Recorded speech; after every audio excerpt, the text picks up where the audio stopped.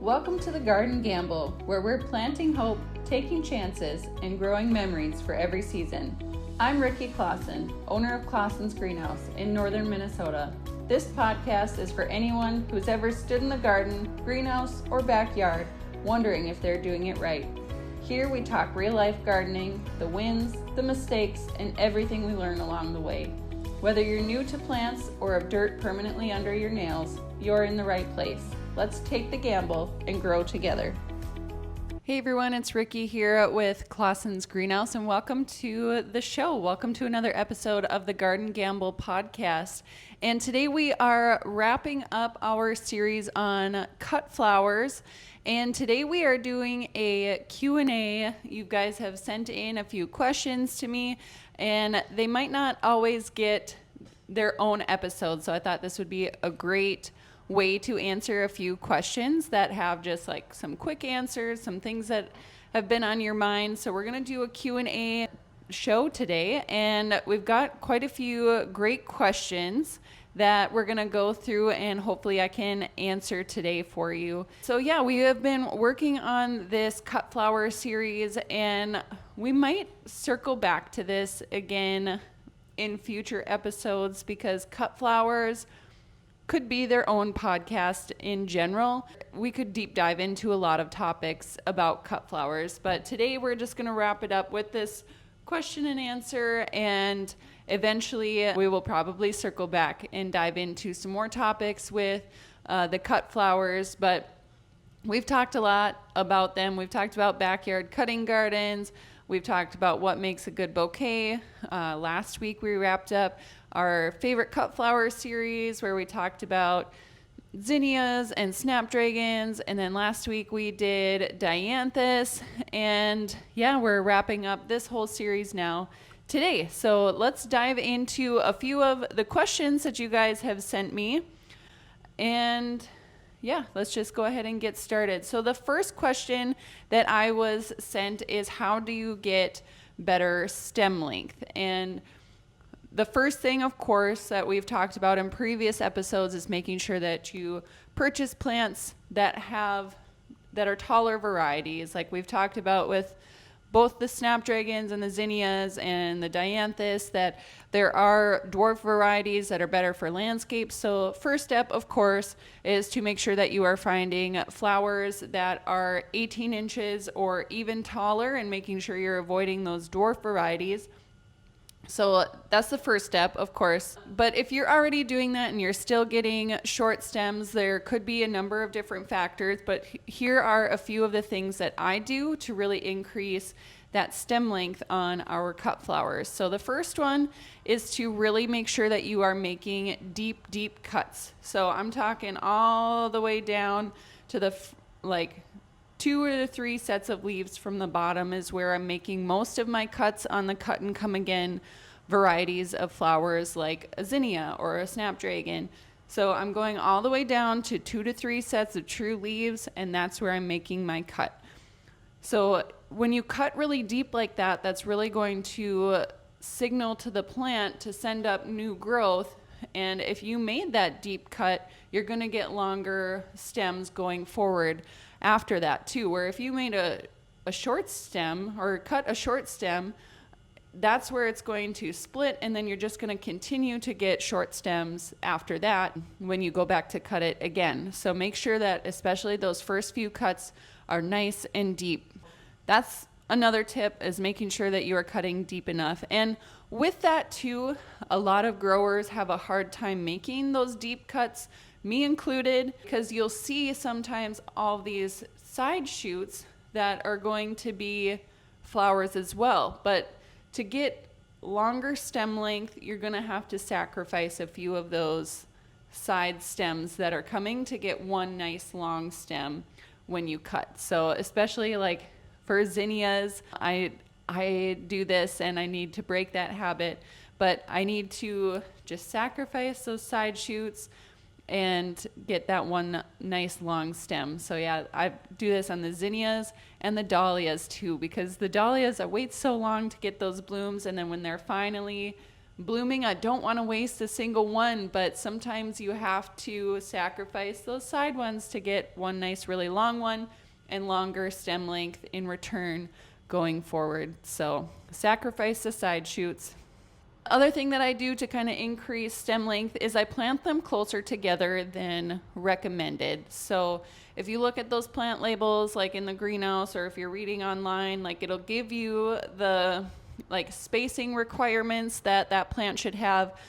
For cut flowers, we want that nice long stem length, so I like to plant them closer together than recommended.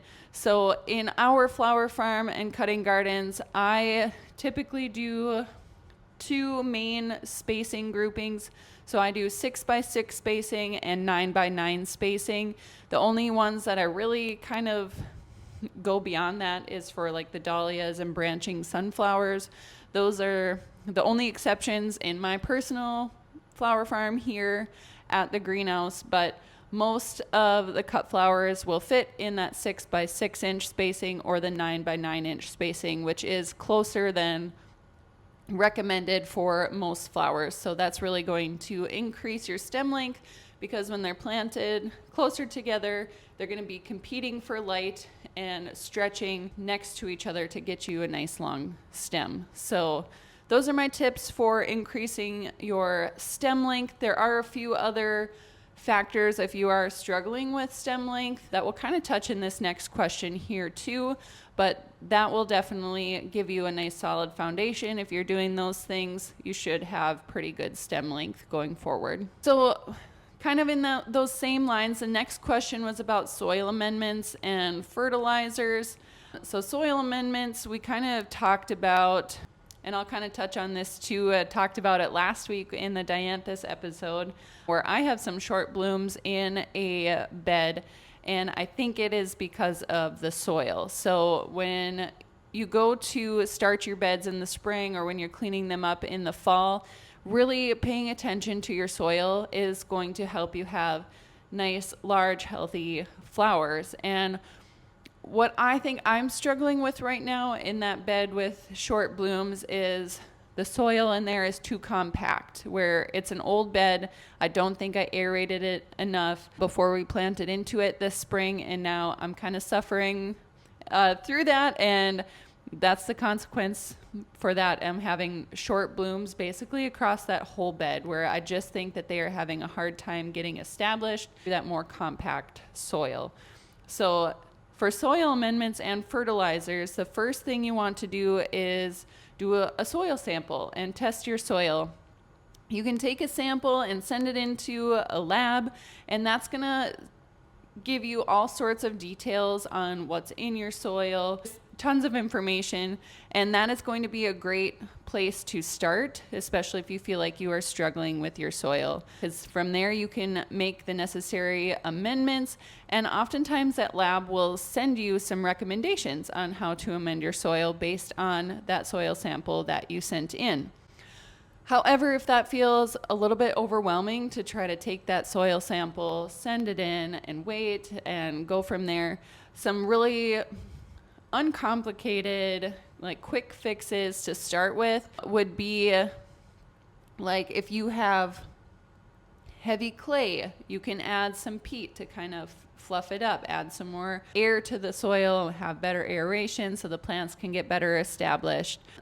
I would suggest doing soil amendments either in the fall after harvest, after you're cleaning up your beds.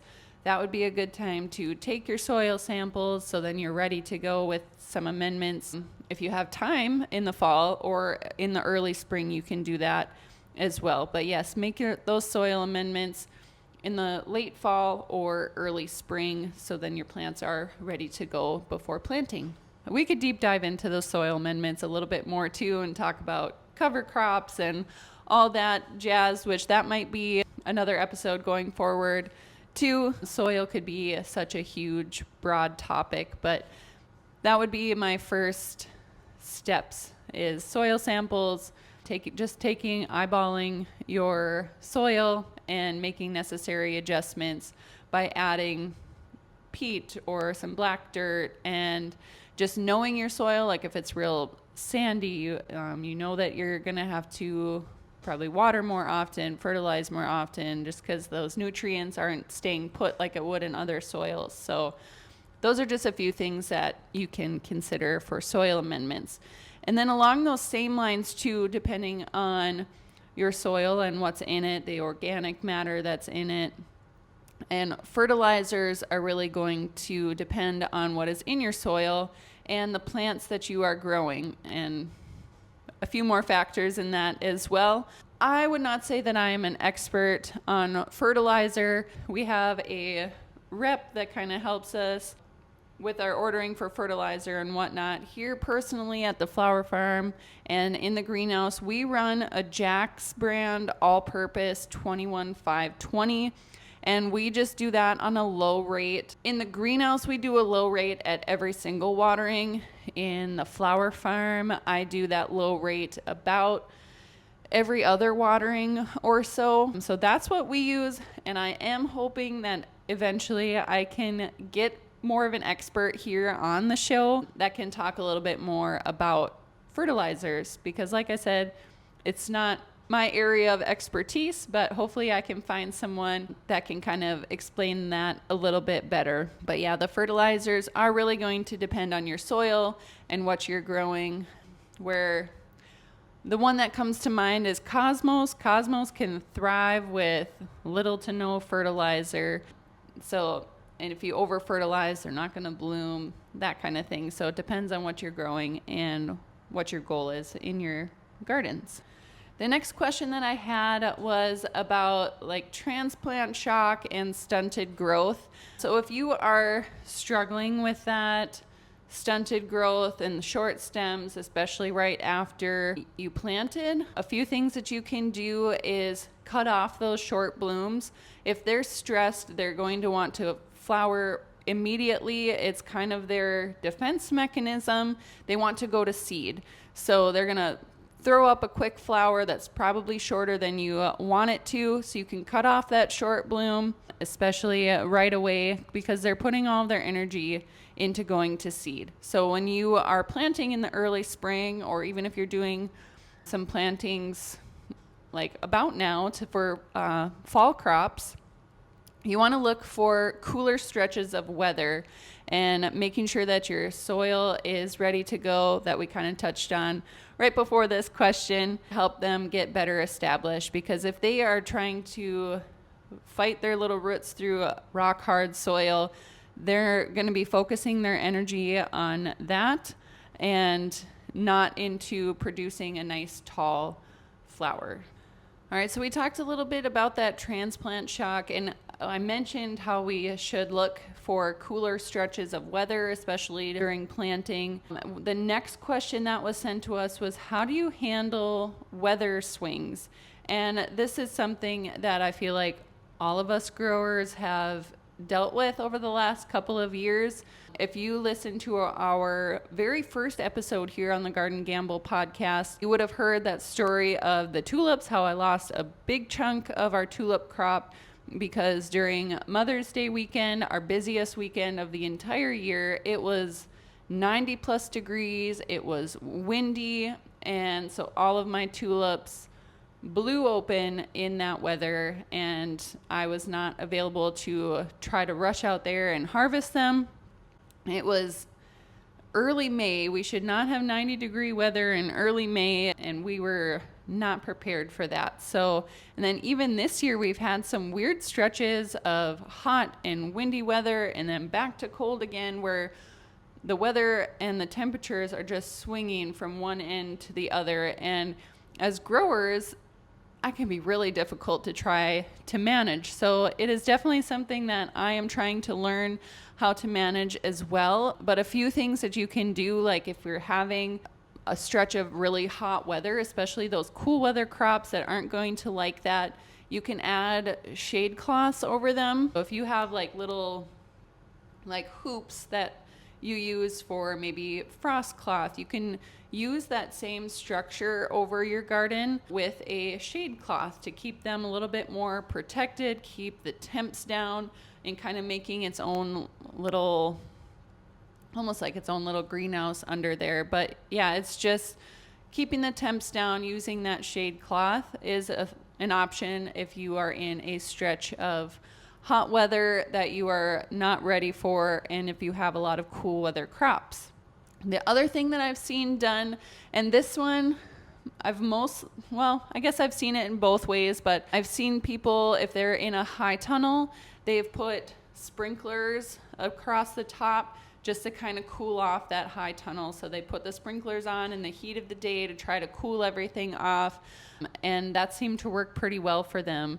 I suppose you could definitely do that out in your field too. It is something that you kind of have to watch and manage. You can turn those sprinklers on to kind of cool everything off, but then you also have all of this wet foliage where you really have to watch for disease and whatnot. So it's kind of a blessing and a curse on that one with the sprinklers, but sometimes you just do what you have to do to try to save that crop. So handling those weather swings is very difficult at times, and like I said, I'm struggling with that as well. A lot of my cool weather crops this year didn't do very well, like my ranunculus and my stock. We had a stretch of hot weather, so the ranunculus, I hadn't planted it out in the flower farm yet. So what I did actually was I took our trays of ranunculus out of the greenhouse because that was going to be 90 plus 100 degrees. The greenhouse keeps it so hot. I actually moved it back into our seed room that is temp controlled and put it under the grow lights for, it was like a week. It was a lot longer than I was hoping before I kicked them outside, and I basically lost that whole crop. By the time I moved it outside, when the temps had gone down, they had basically gone dormant already. So I have had a hard time with the ranunculus the last couple years, and kind of the same thing with the stock. I got an okay harvest out of those, but yeah, the temp swings have definitely been playing a factor in productivity of those cool weather crops that I've been growing too. All right, the next question I had was about fillers. They were wondering what fillers to use in bouquets and arrangements, and I kind of came up with a list here of my favorites for annuals and perennials. So for annual fillers, I love Status, or sea lavender, it's also called that sometimes, but Status, Feverfew. I like to use basil as a filler greenery. Honeywort or Cerinthe, those are the same thing. Those are profuse bloomers as well. And Jewels of Opar. I love Jewels of Opar. I didn't get my hands on any seed this year, so I'm really missing it in this growing season, but it is just like the chef's kiss in a bouquet. It's just very airy and light and kind of like burgundy in color on very lime green chartreuse foliage, but I just take they're almost like little berries, little jewels, I guess that's why it's called Jewels of Opar. But that is an excellent little filler and just adds so much to a bouquet. So I love those for fillers, for annuals. And then if you want fillers out of a perennial, I love yarrow. Those are blooming like crazy for me right now. We are getting armfuls of yarrow every day right now. So yarrow, spireas, you can use Baptisia foliage, raspberry greens. I know a lot of flower farmers that use raspberry greens, and 9-bark. So those are some excellent fillers that can kind of carry you through a lot of the season. The last question that I had was about harvesting tips. So a few harvesting tips when harvesting for cut flowers. You want to make sure that you are harvesting in the early mornings or in the late evenings when the weather is nice and cool. You want to try to avoid the heat of the day if at all possible. You're going to want to use a clean, sharp snips when making cuts. And you want to cut right above growth points or on a set of leaves. So if your leaves are like this, that's your growth point, cut right above those set of leaves. And that applies for most cut and come again varieties, but there are a few that you're going to want to cut all the way to the base, like Status. And then after cutting, you just want to make sure that you put them in nice cool water and get them out of the heat and in the sun into a cool, dark area so they can condition before you put them in bouquets and arrangements. So that kind of wraps up the questions that were sent my way. Hopefully that answered a few of your questions that you had. If you were thinking it, somebody else probably was too. So I really appreciate all of the questions that you guys sent my way about cut flowers. I have had so much fun deep diving into the topic of cut flowers in this series that we have been doing. And yeah, the cut flowers in our flower farm are in full swing right now. We've got so many fun events lined up. U-Picks are about to start, and I'm just having a lot of fun with it. So thank you so much for listening to the Garden Gamble podcast, and hopefully you learned a little bit about cut flowers through this. And my hope for this podcast too is that you can use this as kind of like your own library that you can always go back and reference later on. So if you found something useful in this podcast today, hopefully you can circle back to it in the spring or in the fall and just kind of find those little gold nuggets in these episodes that you can put to use in your own gardens. And hopefully you can take that gamble out of gardening. That's the whole point of this podcast. We love it. So thank you so much, and tune in next week. New episodes out every Monday. Take care. Thanks for joining me on The Garden Gamble. If you loved this episode, be sure to subscribe and share it with a fellow plant lover. Gardening isn't a gamble when you have the right guidance, and you don't have to figure it out alone. Until next time, take care.